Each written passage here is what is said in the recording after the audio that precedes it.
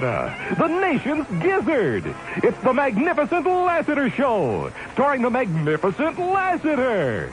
Featuring the nimble fingers of Michael Serio at the control board, the second most respected newsman, Don Richards, and the world's most dangerous traffic reporter, Gary McHenry. And now, ladies and gentlemen, Mr. Lassiter. 8.5 minutes after the hour of 3 o'clock, a Tuesday, May the 30th, 1989. Very good Tuesday to you. A very good start of the week for most of us. Nothing like a 3-day weekend to make you just really not want to ever go back to work again. A good holiday weekend it was for me. Michael, I trust it was for you. Okay, it was. Michael gives me the thumbs up. That is your thumb, right? Okay. Well, they're both very stubby. Stubby. It's hard to tell. My holiday weekend started off in the most traditional, I guess, most American kind of way that you could possibly look for. I started out at the ballpark Friday night, cramming hot dogs into my face, watching the Clearwater Phillies win, sitting there catching a nice gentle breeze, a perfect way to start the summer holiday weekend season off. Couldn't have been better. Then I spent the rest of the weekend doing other traditional type things, cooking out. Yes, we actually had a cookout. Didn't have anybody over for the cookout. As a matter of fact, we're never going to have people over to the house again for a cookout. Nothing personal, Michael. Michael was there the last time with his family. But about half of the people that we invited never bothered to show up. Nor even bothered to say, hey, we missed it yesterday. Sorry about that. So we have decided that even though half of our friends are good, decent people, we can't tell for sure which half. So we're just going to basically, just cook out by ourselves. And then, we don't have to worry about getting all the hamburgers just the right way or, having too many hot dogs and not quite enough, whatever else it might be. They're the kinds of things that will be going on. I got some more toys for the computer. You see, actually what I did is I spent most of the weekend at the computer.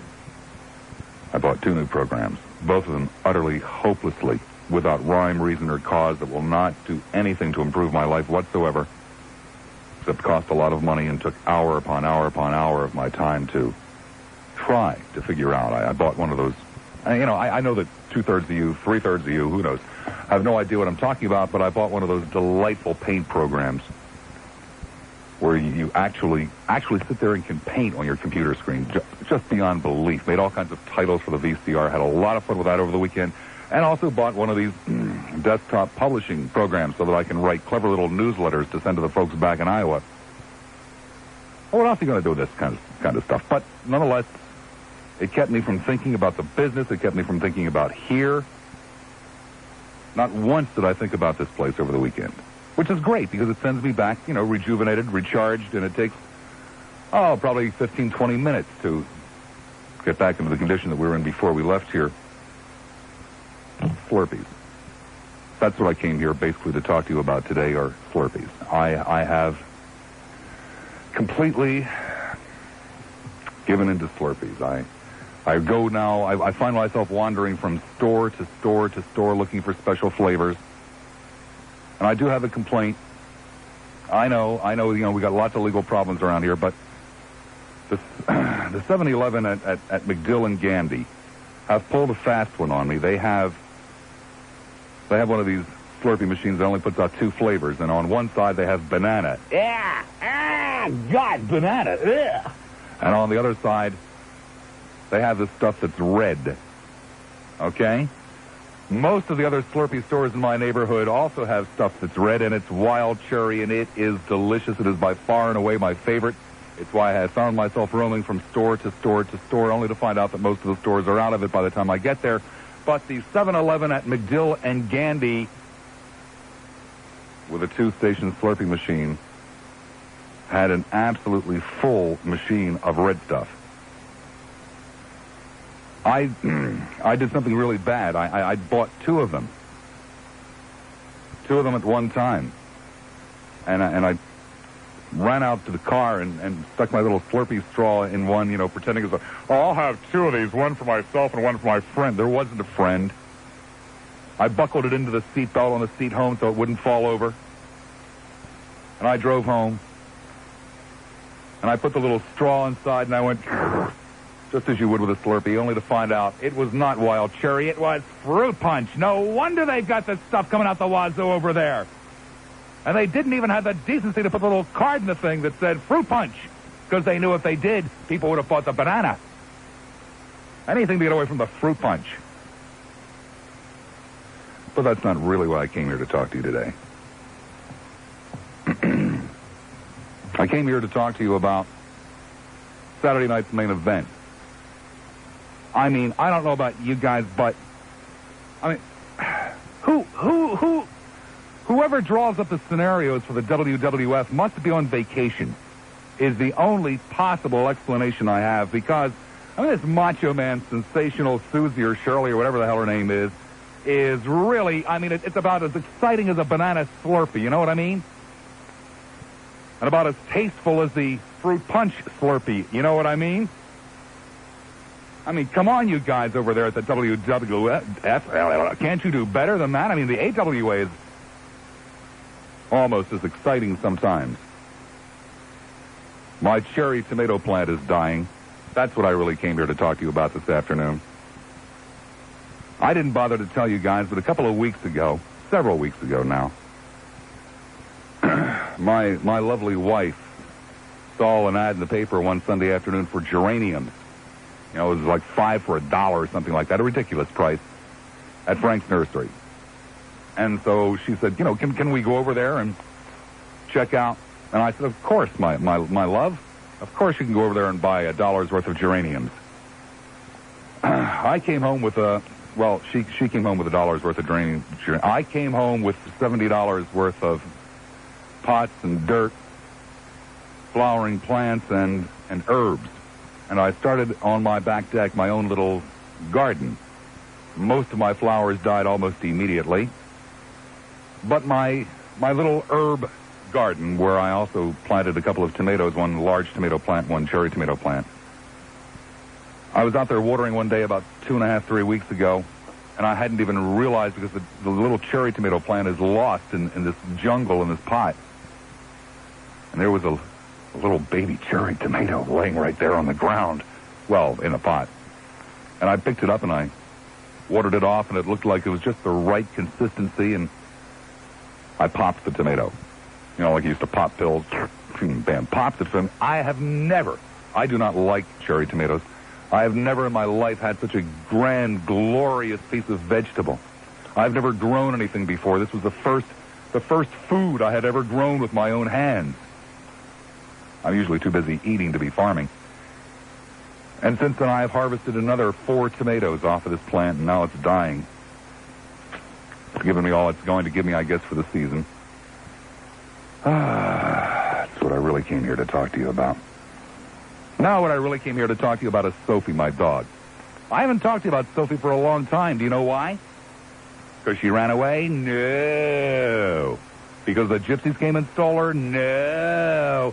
I haven't talked to you about Sophie for so long because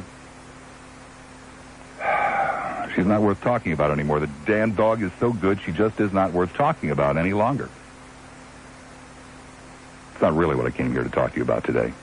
What I really came here to talk to you about is a guy who is 4 years younger than me is retiring from baseball because he's too old to play the game. I don't need that. I don't need that at all. Of course, I talk about Mike Schmidt, to those of you who aren't really into baseball. Sitting there complaining that his knees are gone, that his elbow hurts from too much gardening, and he's just too damned old to play baseball anymore. It's not really what I came here to talk to you about. I came here to talk to you about that live oak tree out in front of my house that's dead. Died almost overnight. We're talking about a 40-foot live oak tree in my front yard. Bam. Said it was termites and boars. I thought that the boars were only a problem here in the station, but they also did my tree in as well. But what I really came here to talk to you about this afternoon is the fact that I have remastered the fine art of cooking scrapple. So I have tried and tried and tried for quite a number of weeks, and I usually end up eating mush.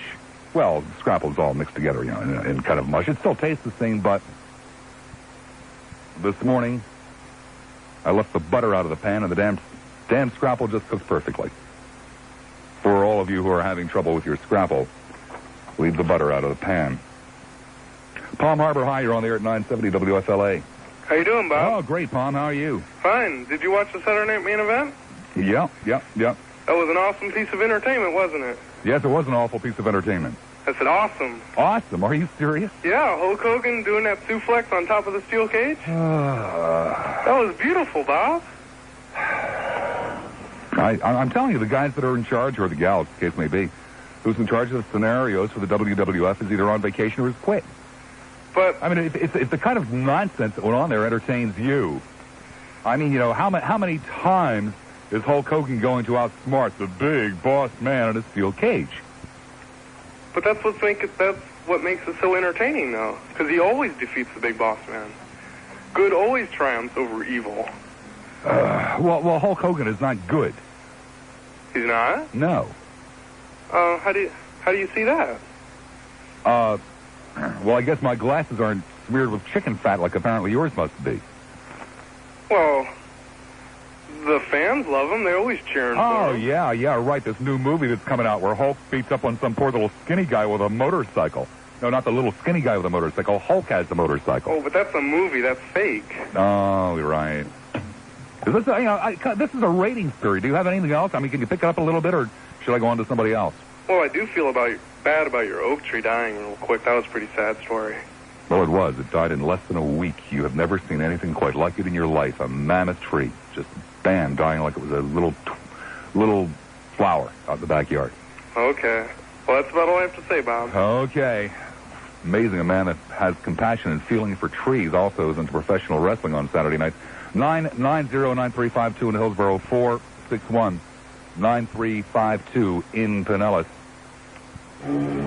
You could win. You talk about one of my favorite players, because I used to live in Jersey, Mike Smith. He got class. He had class when he first come up.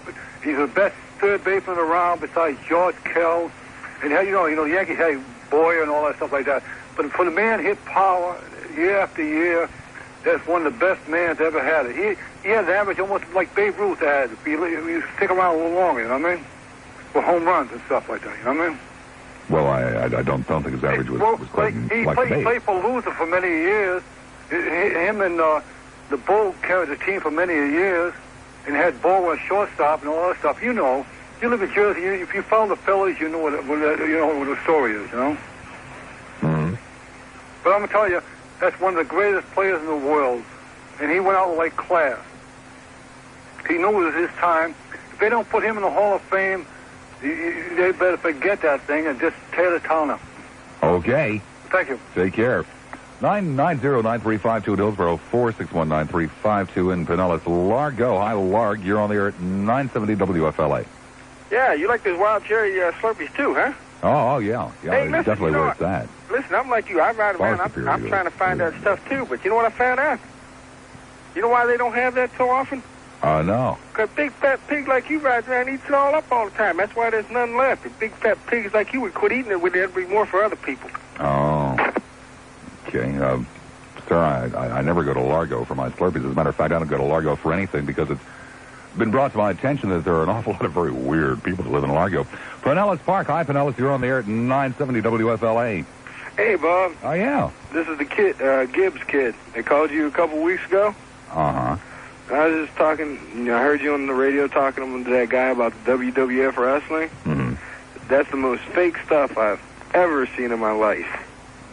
Well, haven't you ever seen some of the stuff that, Gordon Solie used to put on? Yep. My parents like watching it all the time, and it absolutely bores me to tears.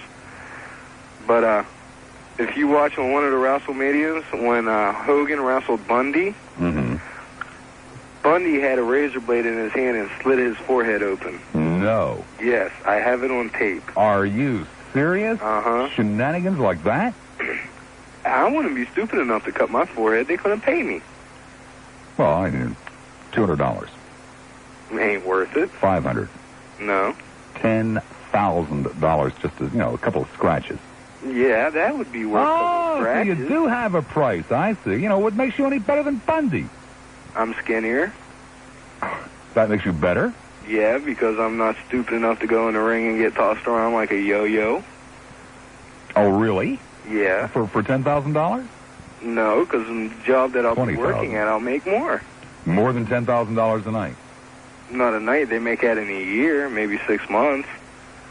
You think guys like King Kong Bundy make $10,000 in 6 months? Yeah.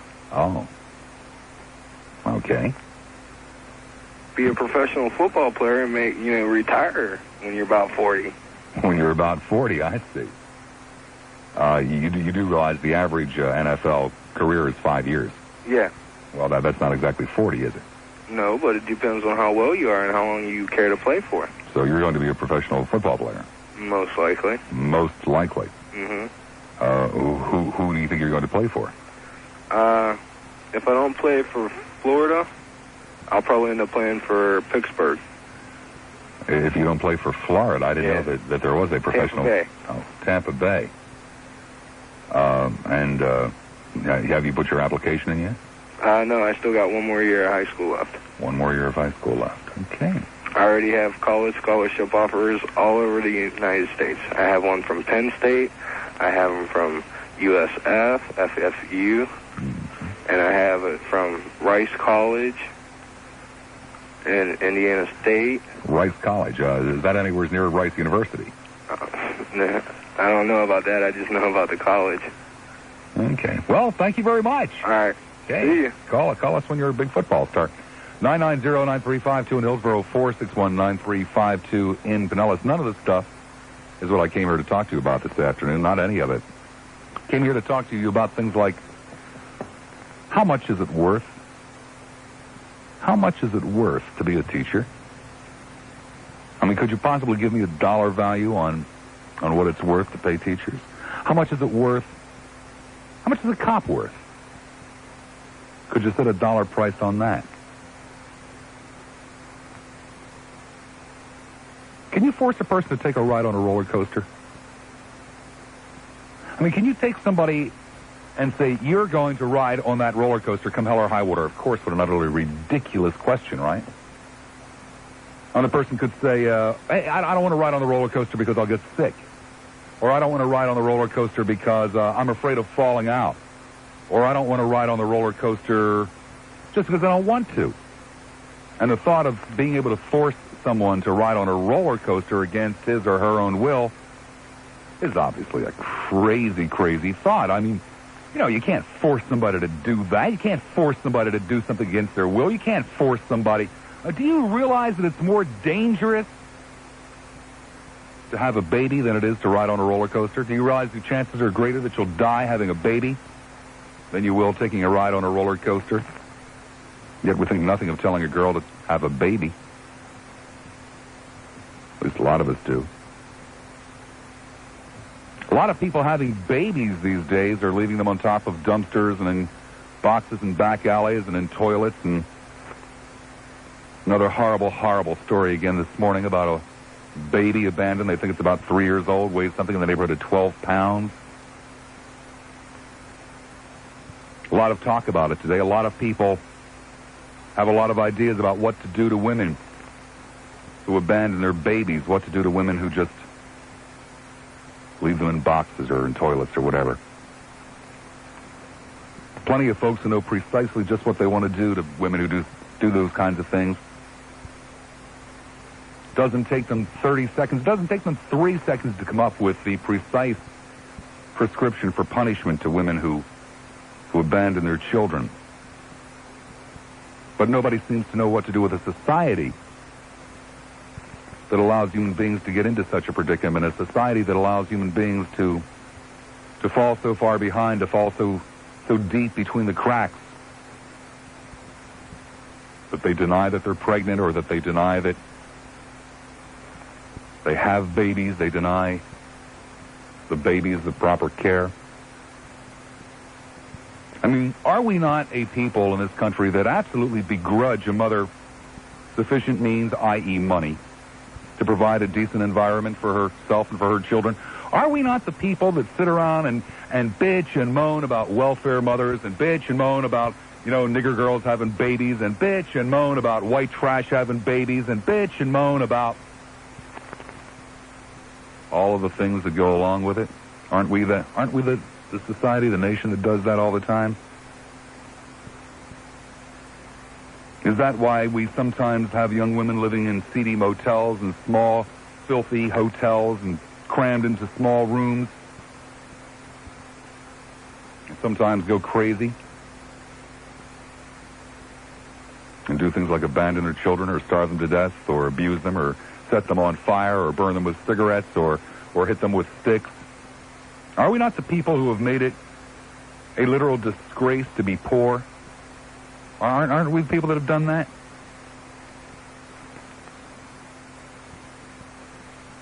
Are we not the people who have made it a disgrace to be unprepared to handle the financial burden of raising a family sometimes? Aren't we the people who recoil in horror when a child who has been denied proper nutritional care is found in a motel room? But what about all the children who were raised up in squalor provided by a society too cheap to provide for a kid? We don't seem to recoil in horror when a child's mind has been left to rot, or when a child's will has been left to rot, only when the child itself, the physical child. I mean, we've got millions and millions of women in this country caring for tens of millions of children on what literally amount to pennies a day. Tens of millions of kids growing up on substandard diets with substandard educations in substandard homes, but we never seem to care about that. It never seems to dawn on us that a woman who abandons her baby or who abuses her toddlers is almost exclusively on the bottom of the economic ladder. Is that just a coincidence? I don't think it is. I don't think the kid that was abandoned in the motel in Tampa today, who weighed 12 pounds, I don't believe that kid was the kid of a very wealthy woman or even a middle-class woman. It was the child of a woman on the lower rung of the old economic ladder.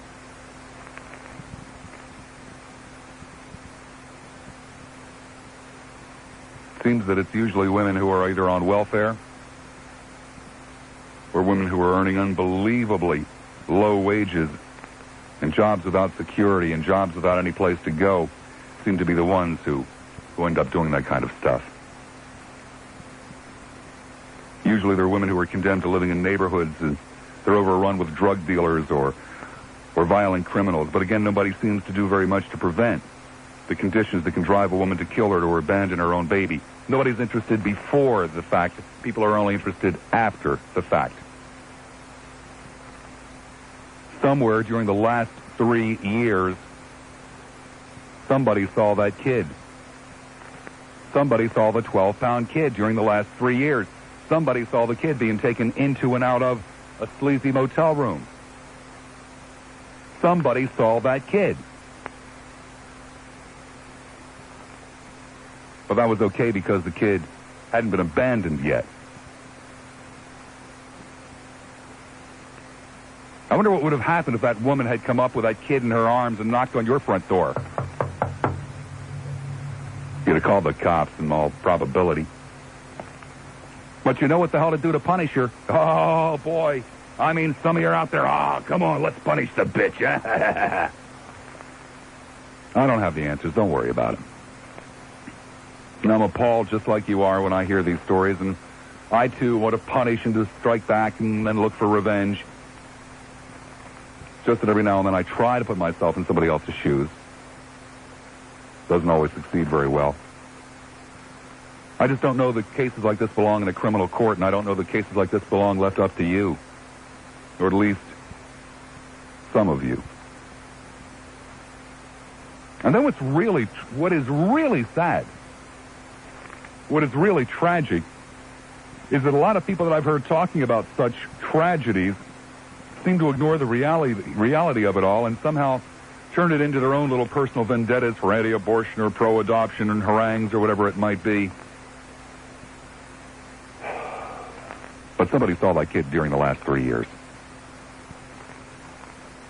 And to take a story like this and try to turn it into she could have put the kid up for adoption if she didn't want it. Where the hell were you 3 years ago? Or to turn a story like this into, that's all fine and well, but every day in this country, X number of people have abortions. I don't know what it all means. I have no idea what any of it means, but years ago, a fair number of years ago now, there was a motion picture called Network. And during the course of that motion picture, there was this little scenario about how the big-time network anchor got all the people in America whipped up to the point where they opened their windows and shouted, "I'm mad as hell at it. I'm not going to take it anymore." People laughed. They thought that was a comedy scene. Never dawned on anybody that might work. What would you pay to live in an idealized America? What would you pay to live in a land of gingerbread houses and white picket fences and green lawns and lawns that never need any weeding or any cutting and perfect flower beds and apple pies left on the windowsill to cool? What would you pay to live in an America where kids went to neighborhood schools and moms stayed home and took care of the house, maybe even wore high-heel shoes and pearls?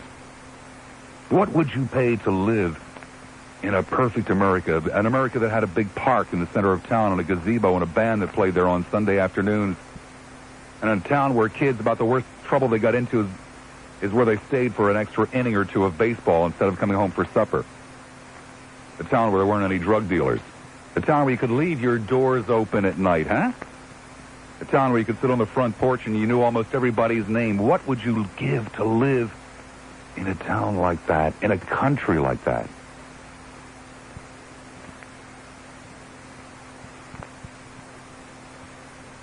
One where everything was just like it was in the good old-fashioned days, the good old days. How much of a reduction in your current standard of living? What percentage would you give? Would you part with hard-earned money to have a nation that worked for just about everybody in it? How much would it be worth to you to drastically reduce crime, to eliminate poverty, to have the world's very best schools and hospitals and research centers, and have full employment at good wages and safe streets and good neighborhoods and affordable housing and mothers who stayed home with their children? How much would you pay in taxes or in increased living costs for such a mecca? 5% more? 10%? 15, 20, 30, 35? How much would you pay to have a milkman who knew your name and who looked out for your property when you were away on vacation? How much would you pay to know the mailman's name? How much would you pay for them to know yours? How much would you pay to have the people across the street bring over chicken soup when you weren't feeling well? How much would you pay? Is it possible?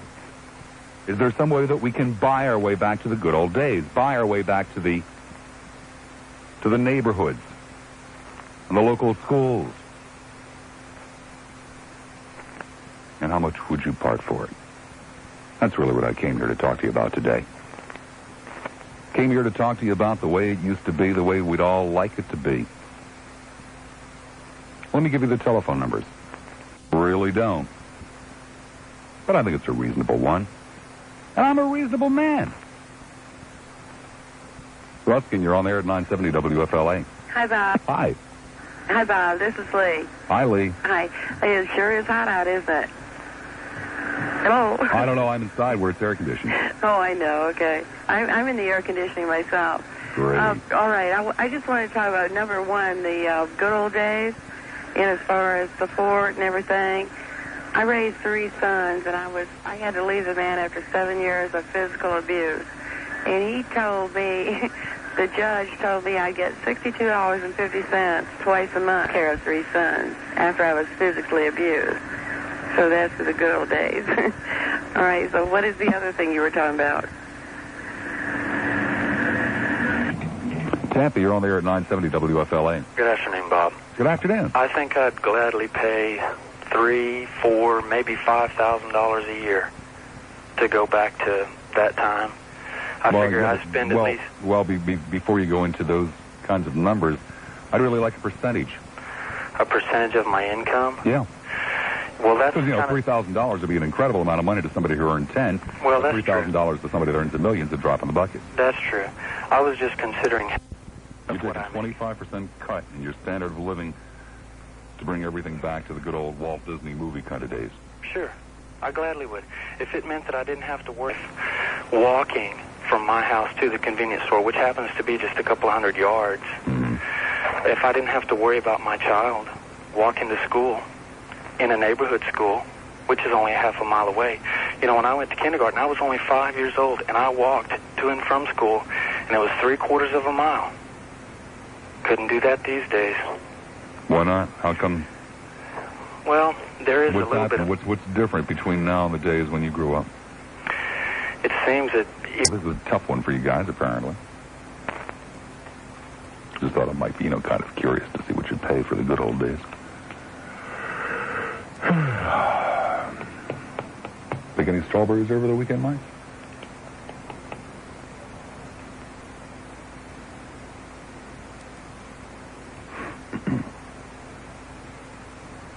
I have no intention of begging. Tampa, you're on the air at 970 WFLA.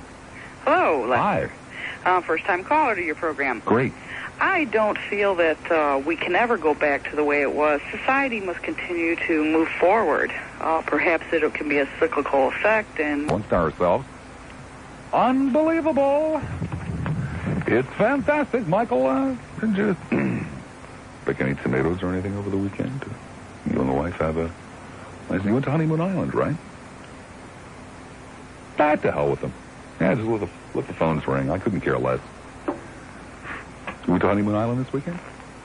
Yeah, took the little ones out to honeymoon. It was worth $1.50, and just go out and play on the beach for a couple hours. $1.50 to go to Honeymoon Island? Mm-hmm. The state park. State park. Okay. Tampa, you're on the air at 970 WFLA. Hello, Bob. Hi. How are you doing today? Oh, great. Great yourself. Pretty good. It's going to be tough to go back, but there's a lot of people that wouldn't want to go back. I don't think my mother would. She got tired of making all those pies and slaving over the hot stove. She's remarked that several times. Any doubt in your mind there would be a better world if more mothers stayed home making pies? It would be better, I think. What would you be willing to pay for more moms to be able to stay home? Well, I really don't know. Maybe another 15% max. 15% max. Mm-hmm. And, increased taxes and decreased cost of, or decreased living standards. Well, whatever. I don't know how to accomplish going back to the good old days. I enjoyed it then, but there were a lot of things that weren't good about it. What's going to be ironic is the fact that in 15, 20 years we'll look back on today and say these here are the good old days. So the fellow that was talking about the not knowing the neighbors, I think it comes from fear of rejection, and I think that's a problem that's all over the United States. It's a fear of walking up to somebody and saying, "Hey, hello, here I am. I'm going to bear my life to you," and it's probably a fear of rejection, the same kind of thing that salesmen go through, call reluctance or whatever it is. Thank you, my friend. All right. Be good. Sure, bye. Don Richards standing by at the WFLA News Desk. Donald? Bob, we could face stricter water use restrictions. What's that mean? You're just about as exciting. I'm just about as exciting. Is this a question and answer show? Yeah, that's right, sir. It's a question and answer show. What would you like it to be? Running that low, huh? What would you like it to be, Can't think of anything to talk about, huh? What would you like it to be, sir? I'd like to see the old Bob Lassiter, but I guess that's impossible. Well, what's that mean, the old Bob Lassiter? You mean somebody that would have said, well, you moron, you jerk, for calling up here and talking like that and adding absolutely nothing to the show? You're an asshole and an idiot? Well, sir, you're an asshole and an idiot. St. Petersburg, you're on the air at 970 WFLA. Hello? Yeah. All right, Bob. Say, I'll try to give you something a little more contributive than that last fellow. If you give me about 50 seconds to make a few statements concerning your question, okay? Sure, go for it. What you've proposed sounds like a sensible question to the average person. That is, that if we want a more peaceful, kinder, and loving world, what would we be willing to pay for it? In short, tranquility for money. But, Bob, that's kind of a non sequitur, because you can't buy what this world needs. And that's moral principles. You teach them to people at home and in schools, and you start with them when they're small kids. But our culture is based on hedonism. And in order to teach moral principles, you've got to have something to base them on. And since psychology and psychiatry are nothing but man-made foolishness invented by self-acclaimed men like Freud and Jung and Rogers. You have to rely on something else. And perhaps the principles of living just might be, Bob, right in front of our face in the Bible. Oh.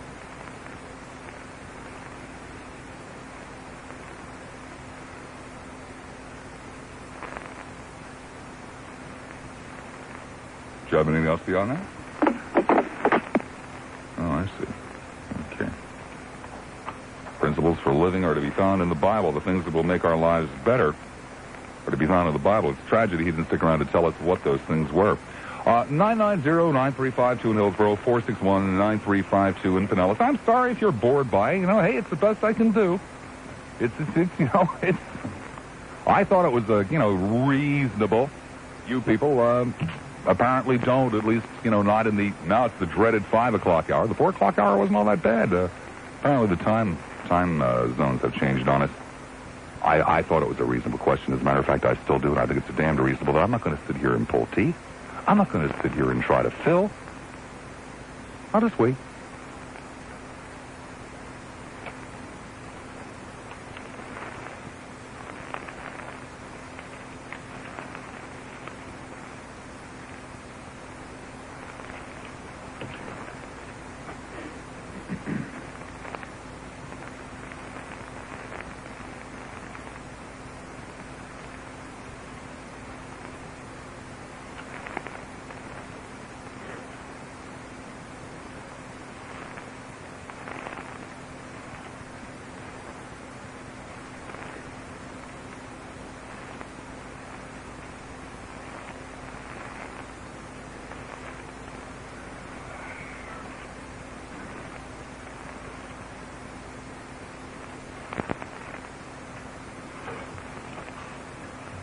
Before we go to Gary McHenry, one of those things that used to make the nighttime show seem like maybe it was a little bit different was, you people used to think a little bit more. You people would be challenged with, how much more would it cost to live in a decent world, and how much would you be willing to pay? It's no wonder that we live in a world that's, like the one that we live in, where people throw away their babies and where people sell each other poison. It's just no wonder at all, is it? Gary McHenry coming up next. Well, our very own bronze flyboy. I understand all of Pasco County is on fire, and that bolts of lightning are to be seen all over. And tornadoes are coming down, picking up the fire, swirling it around, and throwing it all over Hillsborough County. I love that kind of talk. That's good for the ratings. Go with it, Gary. Go. Well, we got a couple of earlier accidents which occurred because of the weather. You can bet Dale Mabry in Oklahoma, motorcycle. Oh, they chickened out. See, they thought they were on hold, and they were telling each other about how they were going to scream, you're going to, and that would have been very, very clever and amusing. They would have been the very first people ever to think of a stunt like that. Okay, for the other two or three of you on hold, to hell with you for a second here. Let me talk to you, because now I'm angry, and I'm not supposed to get angry at you, and I'm not supposed to take the show home with me, and I'm not going to. I'm going to do my damnedest today, but I'm going to lecture you nonetheless, because you see, what I tried to do this afternoon was, after listening to all of the people this morning who have all the solutions, I cut her breasts off and I take out all her female parts and boil them in a cauldron of oil. That's what I would do to the woman who walked away from her emaciated 3-year-old child in a shabby Tampa motel room today. You see, nobody seemed to have any ideas about how to make sure that there isn't another one, only how to punish this one. Who the hell do you think lives in those places when you drive past them? How the hell do you think they stay in business? Do you think they're all sitting there vacant waiting for a Shriners convention to come through town? Do you care who lives in those places? I didn't really think you did. You just kind of like to bitch and moan when something goes wrong. Well, I like to bitch and moan when things go wrong, too. I guess I can kind of understand that, at least to some degree. But what I don't understand is if there was a possibility of preventing a 12-pound 3-year-old kid. I would think that all of us who profess a love for children, let alone humanity and a God, would want to do everything in our power to stop that. And I thought that maybe one way we might kick some conversation. Hey, look, I'm the asshole, you know? I'm the one who just doesn't seem to understand you people anymore. I thought that getting a little conversation going about, what would you pay to improve life? What would you pay to improve neighborhoods and communities and a nation might get you to thinking about some things. Well, hey, silly me, I'm wrong. I'm just dead wrong again. Because you and I are in one of these cycles where we just don't seem to be communicating very well. But I'm tired about opening up the newspaper and reading stories about women who abandon their children or try to shove them into toilets or leave them in dumpsters or just walk out of motel rooms, leaving them there in a disposable diaper with the air conditioner turned up. I'm tired of reading those stories. Aren't you? I don't think there's any overnight cure. I don't think there's any overnight cure at all. If there was, I would certainly advance it. But I'm also tired of moving from neighborhood to neighborhood to neighborhood, trying to get away from the bad element. And I'm also tired of being afraid when my wife goes out on the street. And I'm tired of kids growing up without knowing their mothers because mom's off working. And I'm tired of kids growing up and not knowing their dads because dad's off working, or worse yet, is the runoff. I'm tired of living in a world where the pressures are such that a lot of people just can't meet them. And I'm tired of turning on the radio or overhearing conversation in a supermarket when those people finally do snap about how they should be boiled in oil. I can't think of anything more sad. I can't think of anything more tragic than a mother abusing her own flesh and blood. I can't think of anything more sad, anything more tragic than a mother walking away. I can't think of anything more sad. Except maybe of people who just don't care until it's in the front pages and then get a large charge out of talking about it somehow. I can't think of anything more sad. Unless it's, again, people who don't seem to realize that we got some problems and, those problems have to kind of be fixed up. Well, I'm really incredibly sorry if I've bored you today. Truth of the matter is I don't give a damn. I hope I'm boring you. I hope I bore you to action. And I'm really sorry if the question was a tad too tough. I thought it was kind of cute, and what the hell, for 3.5 years, I pretty much scored most of the time. But again, today, I'm not too happy with you guys. I know you got your own problems, and I got mine too. But one of the reasons that we have the mess that we have is because too often we run around saying, hey, man, I got my own problems, you got yours. No, I'm sorry, your problems are my problems. And my problems are yours. And I ain't talking about the lack of action on the phone. I'm talking about the real world. What am I going to live with? And if it was a tad too much trouble for you to, to work with a quote we had this afternoon, hey, what can I do? It makes it a bitch doing a talk show. It makes it a double bitch living out there in the world. But I am really tired of opening the paper and reading about these horrible things. And I just don't know who in the hell you think lives in those run-down shanties and those run-down motels and those run-down hotels. I just don't know who the hell you think lives there. And I don't know how in the hell you think people are able to raise children with what the state puts out. And I don't know what in the hell you think is going to come of those tens of millions of people who live in substandard conditions in this country. And the next time I hear you crying and moaning and wailing, when somebody can't take the pressures of the life that they have to live and do something stupid and dumb like putting their kid in a dumpster, I'm not going to believe you. I'm not going to believe you at all. And boy, I tell you, the urge becomes overwhelming. Just overwhelming to say to hell with all of you. To hell with all of you. Not as far as the show's concerned, of course. But insofar as life is concerned. Find every way to avoid paying my taxes. Find every way to avoid having anything to do with anybody. And just withdraw into a little shell and let the rest of you fight it out. Because, damn it, sometimes you guys just don't make any sense. You hate crime, but you don't want to do anything to prevent it. You hate abortions, but you don't want to do anything to prevent pregnancy.